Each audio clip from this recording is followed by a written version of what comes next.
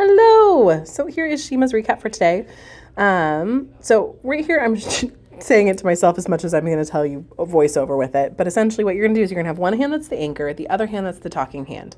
So my left hand's the anchor, my right hand is the talking hand. And then what I mean by talking hand is that the hand is going to slide on that leash. So whether she gets the full leash, half leash, or a fourth of the leash, that's the hand that says, hey, pay attention. Think of it like fine tuning. So right here, this is something that you can do on your walks. To start, the biggest thing with walks, the first 5 minutes, all dogs, doesn't matter how well trained, are crazy. So it's getting her to turn on the light bulb to realize, hey, this is what we're doing. So she is tugging. I'm going to walk backwards a couple steps. I'm going to praise her. Good girl. When she's with me, then we can move forward. And as we move forward, I'm going to use my talking hand to slide in that leash and get her nice and close to me. The idea is that she walks right next to me. Her nose to her butt, that's kind of the wiggle room she has to be by your hip. If she gets ahead of you or she's behind you, we're not listening, we're too close. It's a privilege to be further away from you. Now, I tried giving her a treat. She wanted nothing to do with it. So I went ahead and used just some running around excited play as the reward. And she seemed pretty open to that. This is definitely something that is going to take a little bit of time for her to realize she has as much control as I do on the leash, but it's about communication. So you can see where I give her a little tug and release. Once we hit 3 tugs, I go backwards. 3 is kind of my limit. So correction, correction, correction. Okay, let's reset. Correction, correction, correction. Let's reset. And you get further and further along. Now, one thing that you can do, and again, this is where I was trying to give her big praise with that car driving past us. She's a goofball. One thing that you can also do is circles, where they go around you or you push them with your body. So in just a moment, you're going to see this. So she got ahead of me. I'm asking her to get back right next to me.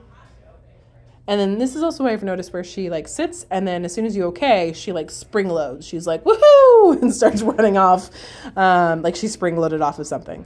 So we'll keep working on this behavior. But right here, we're walking. We got a little bit of a correction. I'm going to turn into her. Nope, let's go. She has to turn away from her. She has to follow me. I suck in that leash. You got to be with me. Now, this is where we notice you'll see people walking up towards us right here. I turn into her body language or into her body, and I just kind of guide her with my thigh, and then, okay, let's go.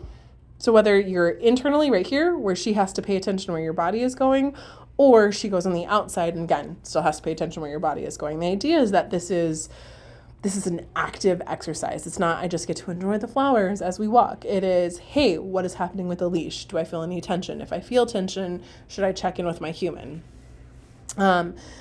I spoke with Pat when he picked her up this afternoon. So this is where I've noticed that she shuts down with cars and trucks and kind of pretty much any distraction that's kind of big and noisy. She just kind of loses it for a second, and then eventually we get her back.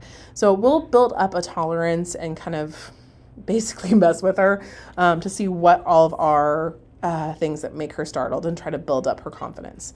Now this is a little snippet. I like to try to show us walking so you can really see how I do tension and release. I walk generally dogs with one hand, especially if they are light enough.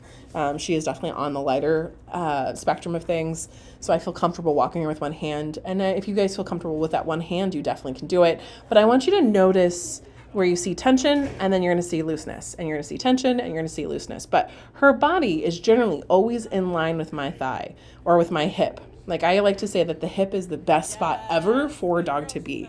Once we get her to taking toys or treats when we're on our walks, what it will also do is start reinforcing I get something good when I'm at this spot. So we're going to start targeting the body positioning as a positive thing. Right now, it's just, oh God, what's over there? Oh God, what's over there? And just trying to get her to focus on me as we do this.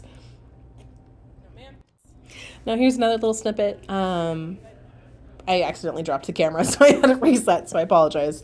But you can really see her body language as she's observing everything. I'm getting a loose leash. Every once in a while I have to give her a correction. Hey, focus. Hey, pay attention. We'll start messing with other tools. She's close to understanding what the slip lead is.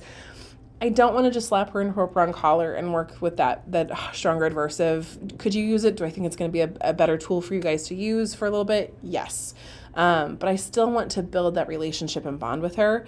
That paying attention to me and working with me, that the leash isn't so scary. But already day 2, she's a lot more open. She's actually willing to work with me with body language. It was really awesome.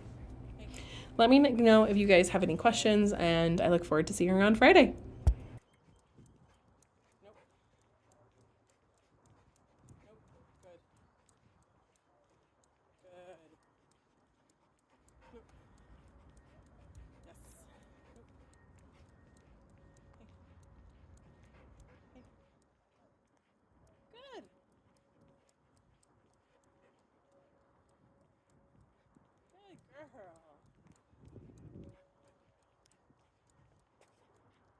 Yes. Yes. Good girl, Shima. Good girl.